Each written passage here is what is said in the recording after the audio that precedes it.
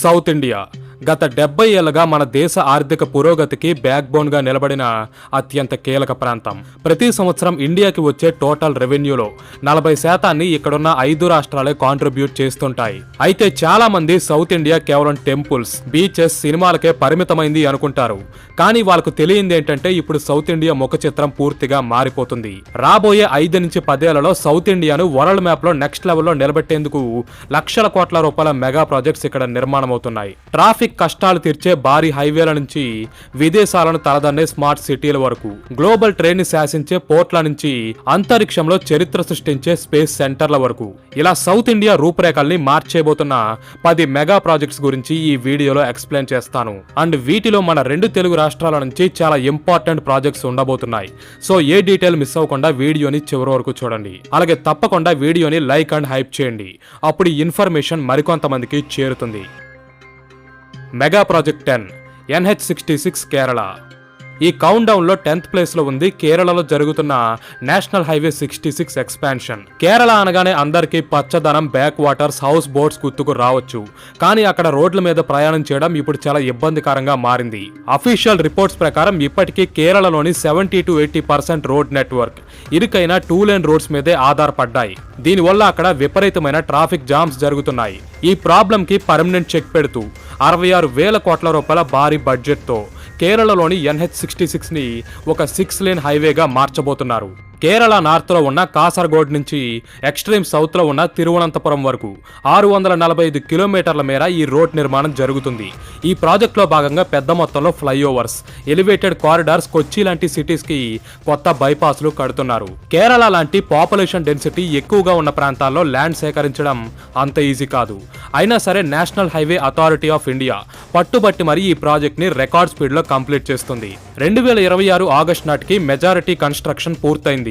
ఒక్కసారి అందుబాటులోకి వస్తే కేరళ ఎకానమీకి, టూరిజం కి ఈ హైవే అతిపెద్ద గేమ్ చేంజర్ గా మారబోతుంది. Mega project 9 high speed rail corridor. ఇది ఆంధ్రప్రదేశ్ లో రానున్న ఒక భారీ ఇన్ఫ్రాస్ట్రక్చర్ ప్రాజెక్ట్. దీనిలో భాగంగా సౌత్ ఇండియాలోనే 3 కీలక నగరాలైన హైదరాబాద్, చెన్నై, బెంగళూరు సిటీస్ కి ఆంధ్రప్రదేశ్లోని అమరావతి కేంద్రంగా బుల్లెట్ ట్రైన్స్ ని నడపబోతున్నారు. ఈ ప్రాజెక్ట్ లో గంటకు 350 కిలోమీటర్ల స్పీడ్ తో ట్రావెల్ చేసే బుల్లెట్ ట్రైన్స్ తో 4 రాష్ట్రాల మధ్య కనెక్టివిటీ పెరగబోతుంది. ముఖ్యంగా ఇది అందుబాటులోకి వస్తే అప్పుడు హైదరాబాద్ టు అమరావతి మధ్య ప్రయాణ సమయం జస్ట్ 70 minutes కే తగ్గిపోతుంది. ప్రస్తుతం మరే ఇతర మోడ్స్ ద్వారా ట్రావెల్ చేసినా సరే దీనికి ఈజీగా 4 to 5 hours టైం పడుతుంది. అలాగే ఈ బుల్లెట్ ట్రైన్స్ ద్వారా అమరావతి టు చెన్నై 1.5 గంటల్లో మరియు అమరావతి టు బెంగళూరు 2 గంటల్లోనే చేరుకోవచ్చు. ఇది ప్రాంతాల మధ్య ట్రావెల్ టైమ్స్ ని గణనీయంగా తగ్గించడంతో పాటు ప్రజలకు ఎయిర్పోర్ట్స్ మీద డిపెండెన్సీని తగ్గిస్తుంది. ఈ కారిడార్ ని 2027లో స్టార్ట్ చేసి 2035 నాటికి పూర్తి చేయబోతున్నారు. Mega project 8 Tuticorin port outer harbour. తమిళనాడులోనే ఓల్డెస్ట్ పోర్ట్స్ లో ఒకటైన వివో చిదంబరనారన్ పోర్ట్ ని ఒక వరల్డ్ క్లాస్ డీప్ వాటర్ ఫెసిలిటీగా మార్చడమే ఈ ప్రాజెక్ట్ లక్ష్యం. ప్రస్తుతం ఇలాంటి ప్రాజెక్ట్స్ మన దేశ వాణిజ్యానికి చాలా అవసరం. ఎందుకంటే ప్రతి సంవత్సరం ఇండియాకి లక్షలాది టన్నుల కార్గోని తీసుకువచ్చే భారీ మదర్ వెసల్స్ డైరెక్ట్ గా మన పోర్ట్లకి రాలేవు. అవి డాక్ అవ్వడానికి సరిపడా లోతు మన పోర్ట్లకు లేదు. కాబట్టి ఆ వెసల్ శ్రీలంకలోని కొలంబో లేదా సింగపూర్ లో ఆగి అక్కడ నుంచి చిన్న షిప్స్ లో ఇండియాకి కంటైనర్లు పంపుతున్నాయి. దీన్నే ట్రాన్స్షిప్మెంట్ అంటారు. దీనివల్ల మన ఇంపోర్టర్స్ కు టైం వేస్ట్. అలాగే ప్రతి సంవత్సరం $220 మిలియన్ గవర్నమెంట్ కు నష్టం వస్తుంది. ఈ ప్రాబ్లం కి ఫుల్ స్టాప్ పెడుతూ తమిళనాడులోని ట్యూటికోరిన్ పోర్ట్ లో ఔటర్ హార్బర్ ప్రాజెక్ట్ ని స్టార్ట్ చేశారు. దీనికి సుమారు 15,000 కోట్ల రూపాయలని అప్రూవ్ చేశారు. కొత్తగా 2 అడ్వాన్స్డ్ టెర్మినల్స్ ని నిర్మించడంతో పాటు సముద్రం లోపల భారీగా డ్రెడ్జింగ్ చేసి బ్రేక్ వాటర్స్ వేసి పోర్ట్ లోతును ఏకంగా 18 meters కు పెంచబోతున్నారు. అలాగే సంవత్సరానికి 40 లక్షల కంటైనర్స్ ని హ్యాండిల్ చేసేలా పోర్ట్ ని రీడిజైన్ చేస్తున్నారు. ఈ ఔటర్ హార్బర్ ఎక్స్పాన్షన్ వల్ల తమిళనాడులో భారీగా ఎంప్లాయ్మెంట్ జనరేట్ అవ్వడంతో పాటు విదేశాల మీద డిపెండెన్సీ తగ్గుతుంది.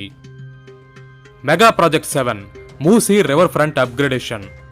ఒకప్పుడు హైదరాబాద్ నగరానికి ప్రాణాధారంగా స్వచ్ఛమైన నీటితో ప్రవహించిన మూసీ నది ఇప్పుడు పొల్యూషన్తో, ఫ్యాక్టరీ వ్యర్థాలతో పూర్తిగా ఒక మురుగు కాలువలా మారిపోయింది. కానీ ఇప్పుడు సీన్ మారబోతుంది. లండన్ లోని థేమ్స్ రివర్, అహ్మదాబాద్ లోని సాబర్మతి రివర్ ఫ్రంట్ తరహాలో మూసీని కూడా ఒక వరల్డ్ క్లాస్ టూరిస్ట్ డెస్టినేషన్ గా మార్చబోతున్నారు. తెలంగాణ గవర్నమెంట్ అత్యంత ప్రతిష్టాత్మకంగా తీసుకున్న ఈ ప్రాజెక్ట్ ఎస్టిమేటెడ్ కాస్ట్ దాదాపు 58,000 కోట్ల రూపాయలు. మొత్తం 55 కిలోమీటర్ల మేర రివర్ ఫ్రంట్ ని అప్గ్రేడ్ చేస్తారు. రీసెంట్ గా ఈ ప్రాజెక్ట్ ఫేజ్ 1 కోసం తెలంగాణ కేబినెట్ 7,300 కోట్ల రూపాయలని అప్రూవ్ చేసింది. ఫేజ్ 1 లో భాగంగా ముందు 21 కిలోమీటర్ల మేర నదిని క్లెన్జింగ్ చేస్తారు. మూసీలోకి వచ్చే వేస్ట్ వాటర్ ని శుభ్రం చేయడానికి భారీ సువేజ్ ట్రీట్మెంట్ ప్లాంట్స్, అలాగే ఆకస్మిక వరదలు రాకుండా నదికి రెండు వైపులా రిటైనింగ్ వాల్స్, బ్యారియర్స్ నిర్మిస్తారు. టూరిజం ని ప్రమోట్ చేయడం కోసం రివర్ ఫ్రంట్ చుట్టూ పచ్చని walking tracks, cycling zones, night bazaars, food courts మరియు కమర్షియల్ హబ్స్ రాబోతున్నాయి. 5 ఏళ్ల తర్వాత ఈ ప్రాజెక్ట్ పూర్తయ్యేసరికి హైదరాబాద్ గ్లోబల్ బ్రాండ్ ఇమేజ్ మరింత పెరుగుతుంది. Mega project 6 satellite town ring road. Bengaluru సిటీని అందరూ సిలికాన్ వ్యాలీ ఆఫ్ ఇండియా అని పిలుస్తారు. ఇక్కడున్న massive IT industry, pleasant weather, అలాగే సిటీ లైఫ్ స్టైల్ దేశంలోనే ఫేమస్. అయితే బెంగళూరుకు ఉన్న అతిపెద్ద ప్రాబ్లం ఇక్కడి ట్రాఫిక్ కండిషన్స్. అఫీషియల్ రిపోర్ట్స్ ప్రకారం ప్రస్తుతం బెంగళూరు సిటీ ప్రపంచంలోనే సెకండ్ వర్స్ట్ ట్రాఫిక్ కండిషన్ తో బాధపడుతుంది. అండ్ దీనికి one of the reason Kerala, Tamil Nadu, Andhra Pradesh లాంటి పక్క రాష్ట్రాలకు వెళ్లే భారీ కమర్షియల్ ట్రక్స్, ఫ్రైట్ వెహికల్స్ అన్ని బెంగళూరు సిటీ గుండా వెళ్లాల్సి రావడమే. ఈ తలనొప్పిని పర్మనెంట్ గా వదిలించేందుకు కేంద్ర ప్రభుత్వం భారతమాల పరియోజన కింద తీసుకువచ్చింది ఎస్టీఆర్ఆర్ ప్రాజెక్ట్. సుమారు 17,000 కోట్ల రూపాయల బడ్జెట్ తో 280 కిలోమీటర్ల మేర 4 to 6 లేన్స్ తో భారీ యాక్సెస్ కంట్రోల్ రింగ్ రోడ్ ని నిర్మిస్తున్నారు. ఇది బెంగళూరు సిటీ చుట్టూ ఉన్న 12 ముఖ్యమైన శాటిలైట్ టౌన్స్ ను, అంటే దొడ్డబల్లాపూర్, దేవనహల్లి, హస్కోటే, కనకపుర మరియు తమిళనాడులోని హోసూర్ లాంటి ఇండస్ట్రియల్ ఏరియాస్ ను ఒకదానితో ఒకటి కనెక్ట్ చేస్తుంది. దీనివల్ల నేషనల్ హైవేల మీద వెళ్లే భారీ వెహికల్స్ ఏవి బెంగళూరు సిటీని టచ్ చేయకుండానే ఈ రింగ్ రోడ్ మీదుగా బైపాస్ అయ్యి తమ డెస్టినేషన్స్ కు వెళ్లిపోతాయి. 2029 నాటికి ఇది పూర్తిగా అందుబాటులోకి వస్తుంది. ఫ్రెండ్స్, వీడియో కంటిన్యూ చేసే ముందు ఒక స్మాల్ రిక్వెస్ట్.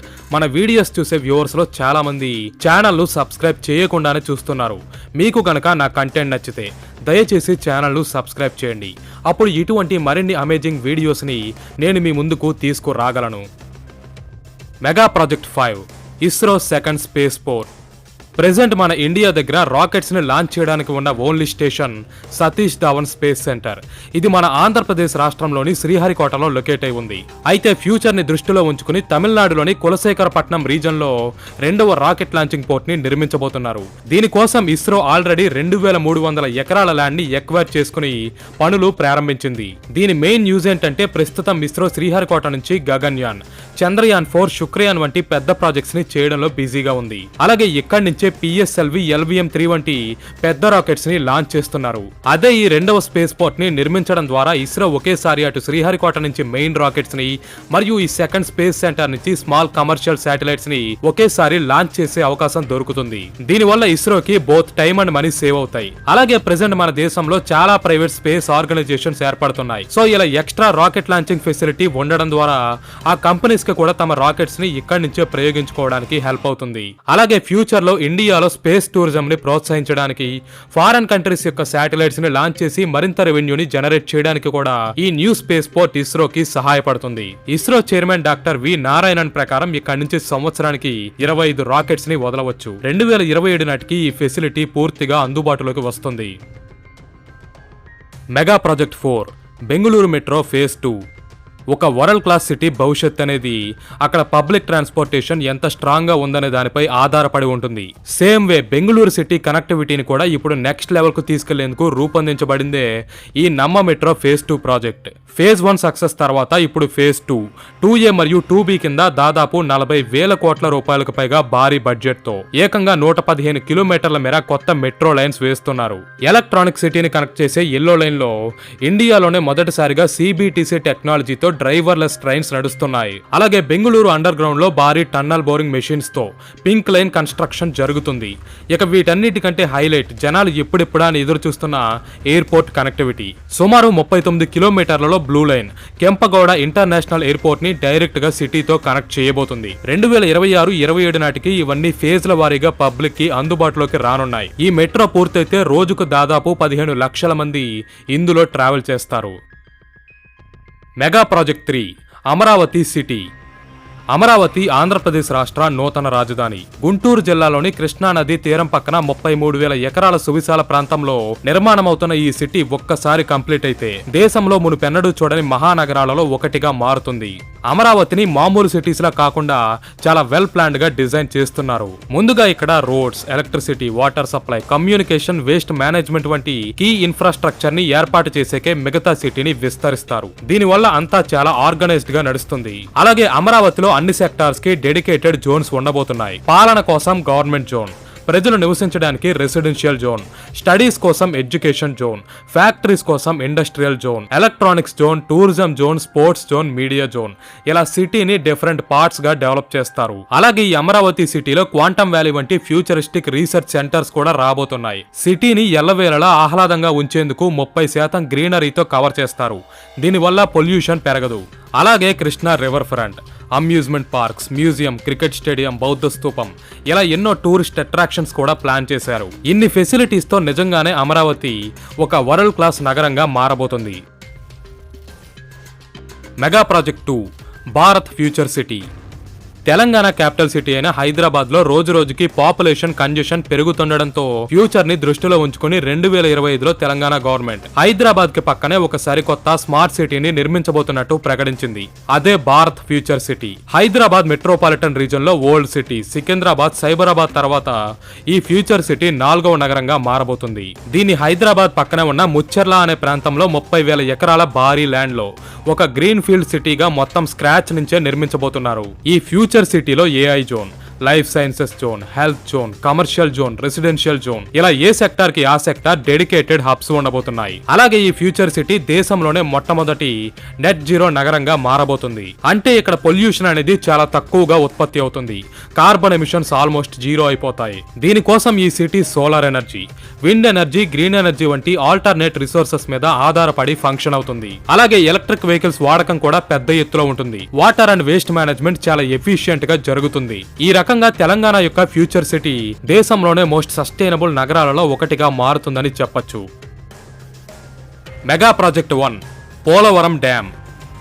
ఆంధ్రప్రదేశ్ రాష్ట్ర భవిష్యత్తుని మలుపు తిప్పగలిగే అత్యంత కీలకమైన ప్రాజెక్టే ఈ పోలవరం మల్టీపర్పస్ ఇరిగేషన్ ప్రాజెక్ట్. ఇది ఒక్కసారి కంప్లీట్ అయితే రాష్ట్రంలో 43 లక్షల ఎకరాలకు అవసరమైన సాగునీటిని అందిస్తుంది. ఇది మొత్తం ఏపీలోని సగం ఫార్మింగ్ ల్యాండ్ తో సమానం. అలాగే 540 గ్రామాల్లోని ప్రజలకు అవసరమైన డ్రింకింగ్ వాటర్ ని సప్లై చేస్తుంది. ఎల్లప్పుడూ కరువును ఫేస్ చేసే రాయలసీమ వంటి ప్రాంతాలను సస్యశ్యామలం చేస్తుంది. గోదావరి నదిలో వచ్చే అతి భారీ వరదలను కూడా కంట్రోల్ చేసి వేల ఎకరాల పంట భూమి నష్టపోకుండా కాపాడుతుంది. ఇలా పోలవరం ప్రాజెక్ట్ తో చాలా లాభాలు ఉన్నాయి. దీనికి 2014లో సెంట్రల్ గవర్నమెంట్ జాతీయ హోదాను ప్రకటించింది. అండ్ అన్ని కరెక్ట్ గా జరిగితే మరో 1 ఇయర్ లో ఈ డ్యామ్ పూర్తిగా ప్రజలకు అందుబాటులోకి వస్తుంది. చూసారుగా, ఇవే సౌత్ ఇండియా తలరాతను మార్చేయబోతున్న టాప్ 10 మెగా ప్రాజెక్ట్స్. మరి ఈ లిస్ట్ లో మీరు దేనికోసం ఈగర్ గా వెయిట్ చేస్తున్నారో కింద కామెంట్ చేయండి. ఈ ఇన్ఫర్మేషన్ నచ్చితే ఖచ్చితంగా లైక్ చేసి మీ ఫ్రెండ్స్ కి షేర్ చేయండి. ఇటువంటి మరిన్ని అమేజింగ్ వీడియోస్ కోసం మన ఛానల్ ను సబ్స్క్రైబ్ చేయండి. Thanks for watching. జై హింద్.